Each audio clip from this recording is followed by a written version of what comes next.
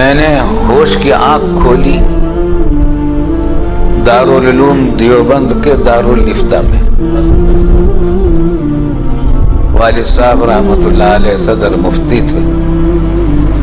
میں نے جب سب سے پہلے بسم اللہ ہوئی تو ناظرہ سے پہلے جو قاعدہ پڑھایا جاتا ہے ہمارے یہاں دیوبند میں قاعدہ بغدادی پڑھایا جاتا تھا. تو قاعدہ بغدادی کا آغاز دارالفتہ میں والد صاحب رحمۃ اللہ علیہ سے کروایا اللہ رب العالمین. قاعدہ بغدادی میں نے دارالفتہ دیوبند میں والد صاحب رحمۃ اللہ علیہ سے پڑھا ہے. الحمدللہ الحمدللہ. اور پھر 15 پارے دیوبند ہی میں حفظ کیے.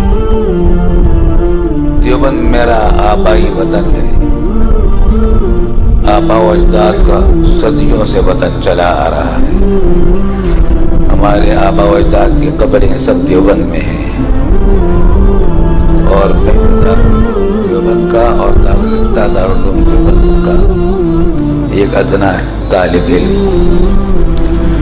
پاکستان بنا، ہجرت کر کے ہم سب پاکستان بننے کے چند مہینے کے بعد مئی میں آ گئے تھے. کو پاکستان بنا، اس کے بعد جو پہلا مئی آیا تو اس میں ہم کراچی پہنچے ہجرت کر کے.